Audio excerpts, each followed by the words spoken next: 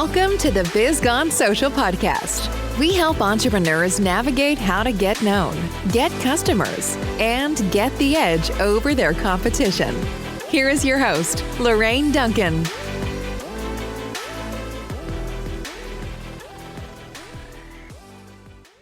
So here we are on the Biz Gone Social podcast, and I'm so glad to be here.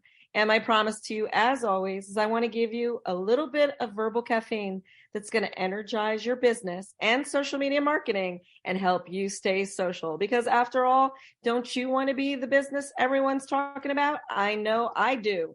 And I'm so stoked here to have Julie Migliacci with me. Welcome, Julie. Hi, Lorraine. Thank you so much for having me today. Yeah, and I looked at your website and I saw a lot of things that you're doing. And could you tell my audience a little bit about what your company is and what you do?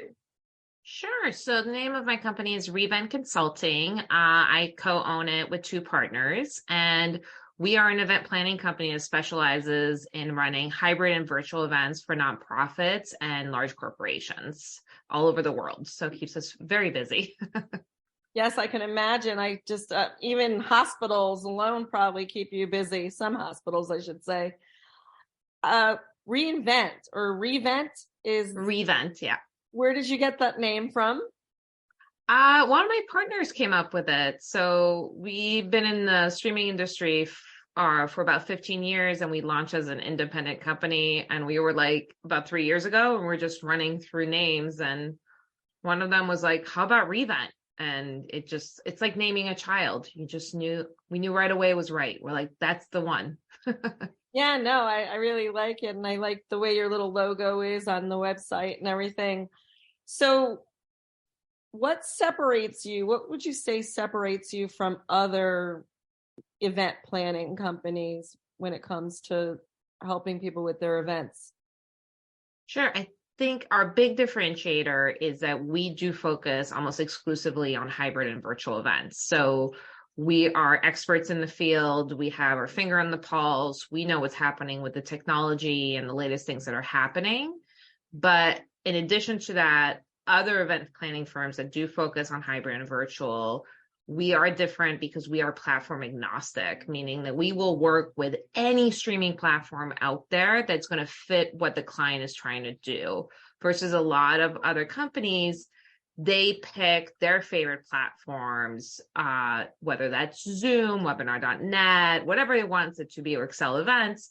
They pick their favorites and then really focus on those 3 to 4 platforms. At last count, I think we've worked in 27 different streaming platforms, and that's by design. So no platform is perfect, but we try to find the closest to perfect for each of our clients, depending on what they're trying to do. Do you have a favorite platform that you like to work with? Oh, I mean, it depends.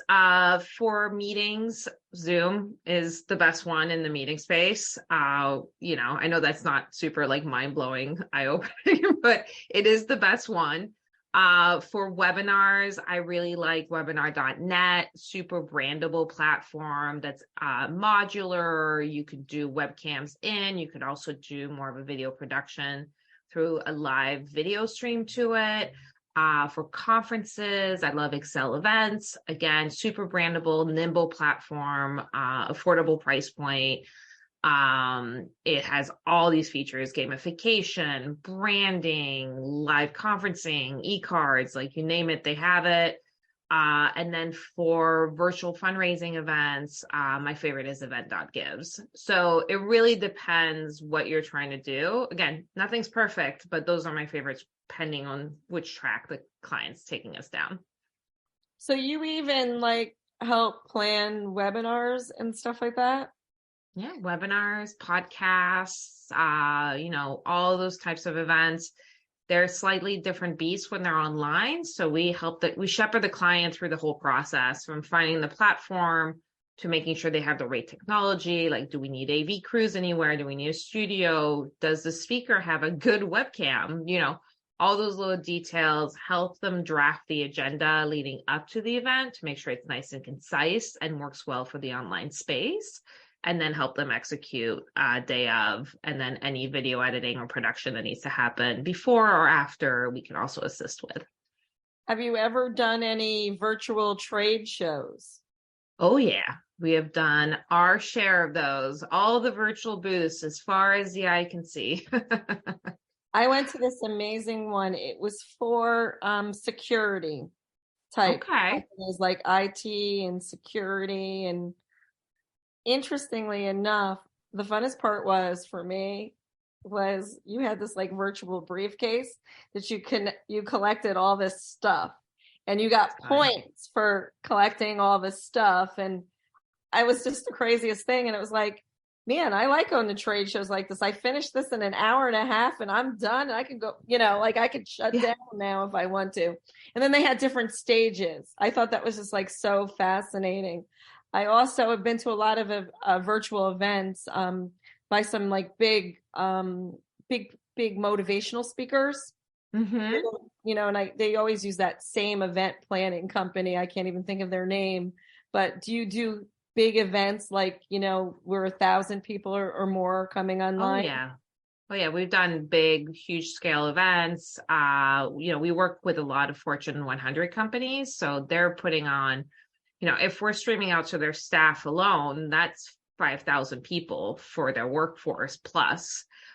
So we could do, huge theaters, multi-location, satellite trucks. We've done it all in the past 15 years. So, the technology has evolved, but like 15 years ago, when you did a live broadcast, like you would need to bring like 3 giant cameras and like the crew and everything. Like you couldn't just connect easily through your computer. So I've definitely seen the evolution there. I've seen it done too, where they'll bring people, like the person who's speaking, they'll have an MC, to keep the crowd engaged. And then what they'll do is they'll bring in they'll be the speaker and they'll actually go to a place where there's a stage, but everybody else is online. And what was neat, I think I did this one through Zoom and I was able, the speaker had like behind them all the different Zoom screens and it was just amazing. So I would always make sure I would switch my backgrounds every once in a while just so I could get noticed. Notice me, look at me. That's really smart of you, like to just like be able to pop out among the crowd. We've definitely done our share of those. So you go into a professional video studio, your speaker feels special. We always recommend having a super high energy MC specifically for longer events. So there's sort of that break and that different voice throughout the day that's just shepherding you through. And any opportunity you have to showcase your web audience and engage them. So that can be the big screen with everybody shown behind the speaker. It could also be a lot less lower tech. You want to keep that audience as engaged as possible and bring them in whenever you can, when it's appropriate. Right. Now, what would you say separates you from other event planning companies? We call ourselves Revent Consulting because we do see the event planning process as a consultative process. So it is a partnership where we really work with our clients to execute their vision and help them draft that vision when it's appropriate. We really shepherd and hold our clients' hands through the process. And 90% of our clients we end up being friends with, because we work so closely together through that planning and execution process, which is really fun. So I just got 3 text messages today from different clients with TikTok videos. They're like, thought of you when I saw this. So it's the best kind of relationship. Yeah, TikTok is becoming quite the platform right now. It really is. We'll see how long it lasts, but it's a fun one. I enjoy it greatly. I've recently talked to some experts on TikTok, people who do TikTok for a living, and they're saying that it's going to be here to stay. But of course, when Vine came out, they said Vine was going to be here to stay, but people still made their millions of dollars on TikTok and Vine and stuff. So take advantage of it, I guess, while you can. By the way, is there a favorite social media platform you like? It's the same thing as platforms. I think each social media platform has its own benefit and its own audience. Like LinkedIn is so different than TikTok, for example. Like what my company chooses to do on Instagram is very different than what we're showcasing on LinkedIn or even Facebook. Twitter's its own different beast. So I don't really have a favorite right now. I'm very into Instagram Reels, but that's TikTok-esque. So I would say TikTok. I like people doing funny, silly things online. It makes me laugh. Yeah, I tell all my clients that I'm willing to do anything or everything when it comes to like, Instagram Reels and all that, but I will never tell you you have to dance. Oh no, nobody wants to see me dance. That would be a Yeah, very traumatizing process for them. yeah. I But probably have to yeah, go to therapy maybe. Would probably need therapy after people watched me dance. but all the social channels are very useful. We do so for some of our clients that are nonprofits that are trying to raise awareness about whatever their subject matter is. One of our clients is an organization that helps people with cancer, for example. So we help them do live streams to their social media channels. So they're going live to YouTube, LinkedIn, Facebook, Twitter simultaneously with the same content live. And then we're able to grab all those comments from their attendees and push it over the live feed. So, social media is not just fun. It could also be a really big tool to educate people what you're doing. And you're also speaking directly to an audience that has followed you in some way, shape, or form. So on LinkedIn, they're following you, Twitter, they're following you, Facebook, they're following you, and YouTube's the one that's open to the world. So, it's a really powerful tool to use to go live as often as you can to your social channels. And then it's recorded and it's a post. So win-win. Yeah, no, that's kind of cool. Yeah, I was at some event where they actually had, I guess, people who were like hashtagging, they were like they were trending that on the screen, which was Yeah. really fun because we'd all eventually see, like if we did it, like participated, we'd see ours. It was like, oh yeah, we'd all get all excited about it. So Yeah, you could do that actually on the platform webinar.net. You can make it so it sits right next to your video and it's live pulling from your socials. So you can do all the hashtags and all the tweets live next to your video. So your attendees can see it in real time as well. It's pretty cool. Again, you want to engage that audience, and any opportunity you can have to make them feel like they're on the stage with you is like jump on it. It's how you're going to have a great event. yeah, absolutely. I do have another question that I think that will come up a lot, especially when somebody's planning an event and they're gonna, of course, I mean, I would never plan a big event and not have an event planner helping me. And well, what do you help fill the seats? Do you help the client with filling the seats? Because, I could imagine, spending all this money on, event planner and everything and having like two people show up. That would be really, really bad. That's the most dreaded form. We personally do not help with the marketing aspect of an event, but we work with a lot of partners that we really trust to do so. So if the client has that need, we have the Rolodex of many. So we can also be like, here, meet with these three. We love them all. Find the one that has your voice. Like, let's help you find that voice so that their event's marketed properly. And because that's key. We could have the greatest tech, the most wonderful setup, but if two people show up, like you're not going to have much of an event. So we can help in that way. Right. I'm going to switch gears a little bit because a lot of business owners are on listening. And what I was going to ask you basically is that, and I know it's a little different from you because you own the company, but you're a partner in the company. So the website had 3 people, but yeah, there's 3 of us. So there's 3 of you. So you get to share the successes and the frustrations too. Yes. So what do you enjoy most about being in a partnership and kind of owning your own business? For owning my own business, I, work for the man for my entire career. And, you put in a lot of effort and sweat equity. And at the end of the year, you get a good job and maybe a 2% raise if you're lucky. And that started getting very frustrating. And I really wanted to create something that was my own, where I could really dictate the evolution of the company.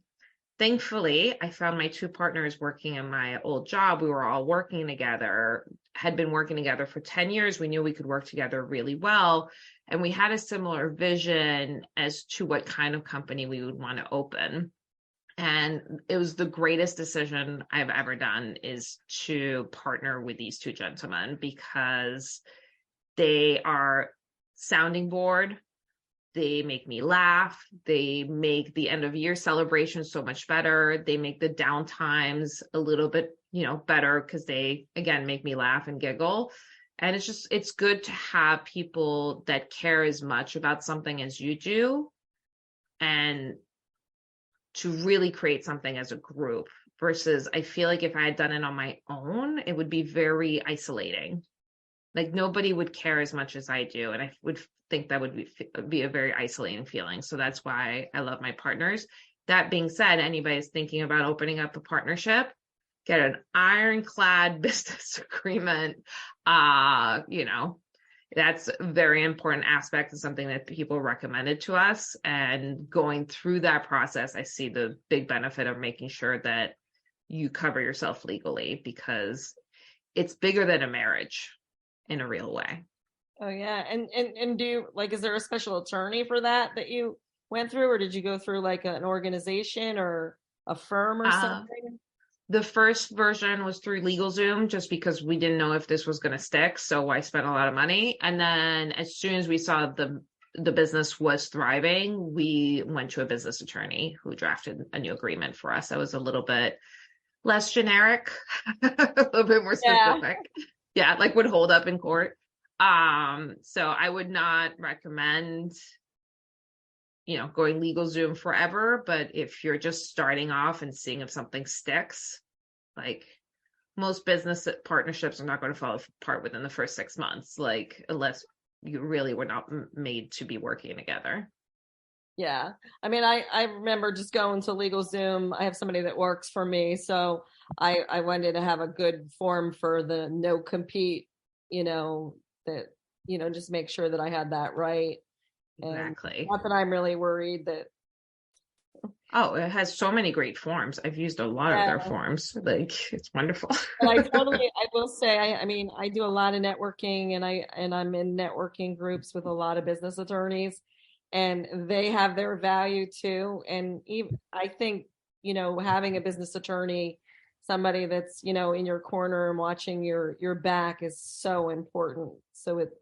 Oh yeah. No, we have all our client contract template. We had reviewed by an attorney. Like, you want all these things that hopefully that extra set of eyes will never be needed, but it's good to have in your corner for the off chance you need it one day. So definitely, as soon as your business is established, find a good business attorney and, have them take a look at all of that. Yeah, absolutely. We always talk about the glamour of being in business, and then a lot of people will, like, you'll tell them what you do and stuff, and they'll go, wow, that's so awesome. I could never do that, blah, blah, blah. But what we never share is the challenges. And there are some. What would you say your biggest challenge when working at your business is? To be the master of all trades. When you're a small business, it's not just doing the work, which is the easy part. Like, you launched a business to do XYZ and you know how to do XYZ. But now you also have to be a lawyer, an accountant, a bookkeeper, HR, and somehow still do the one thing that you started your business to do, which is, in our case, to create impactful events. So that's the part that I find super challenging, is finding the motivation to do the things to keep the business running and still carving our time to do what I love and what we all love. And that's running events and like finding new technology and looking at cool tech and getting excited about what's coming up next in the industry. So I think that's the hardest part, which I didn't fully comprehend how time consuming that extra stuff is. And I daydream of the day that we're big enough that I could outsource all of it. Yeah, and it is hard. I mean, you get used to doing some things that you really shouldn't be doing anyways. I read a book. I can't think of, I think Hendricks is the author, and it talks about being in your zone of genius. And then, yes, you have the zone of competence. I mean, there's some things you can do, like, you can send an email blast, or you can whatever. There's all these things that you can do. That's your zone of competence. But the thing is you always want to be in your zone of genius. And to do that, you do have to let go of stuff, which you'll probably be so happy about anyways. But I just found that to be fascinating, because when you were talking about the event planning, when we first started talking, I could hear the passion in your voice. And then all of a sudden you talked about like all the things that you have to do too. And it's like, there's no passion in that. There's no passion in bookkeeping. I used to, this is a funny story. My husband's a plumbing contractor, and I used to do the books. Well, it wasn't what I wanted to be when I grew up, and it's like, I hated it. I hated it with a passion. Now he has somebody that does it, and I'm so glad I don't have to do it. And exactly. And there's people out there that love it. Like I've Yeah. had help from bookkeepers when I really mess things up, and the woman I went to is magnificent, but she loves it. Like you could tell she was getting excited to figure out what I did to like mess up my book so bad. And when she found it, like her entire face lit up. And while I'm like, I have a 3-cent discrepancy and it's ruining my life right now, she's like, oh, bloop, bloop, bloop, bloop, bloop, done. Like it's, it's fun to see the experts and people that are passionate about what they do. And they can do it so much faster too, if you think about it, and it's like, I mean, like, yeah, you could probably make your own website, but would you? Maybe you did. But the thing is that I bet you, because you don't do it every day, it took you a long time to do. So. And a lot of us are in that industry. Like what I do is not rocket science. We are not curing anything. It's nothing extraordinary, but we know how to do it in minutes where it would take our clients hours. And that's the difference. And that's our added value. And that we could also catch things. We know the questions to ask, how to ask them, who to ask them to, and make sure that everything's buttoned up so that the event goes off flawlessly, versus doing it in-house where they just don't know what they don't know. And that's okay. And finding out those questions is often time consuming and elaborate, and often you learn by making mistakes. So I remember last year I decided to do my own summit, and I got this software. It was a summit software, and all the work I put into it, like it was hours and hours and hours, finding the software I wanted to use. Then after finding the software, getting the speakers, then recording the speakers, and then getting all their assets, then doing I did everything. Oh, I wish we had met sooner. I could have. I know. I'm serious. It's like, it's so much work. So actually, I'm really glad I have met you. So I'm really excited about, what our relationship will be in the future. So it's kind of cool.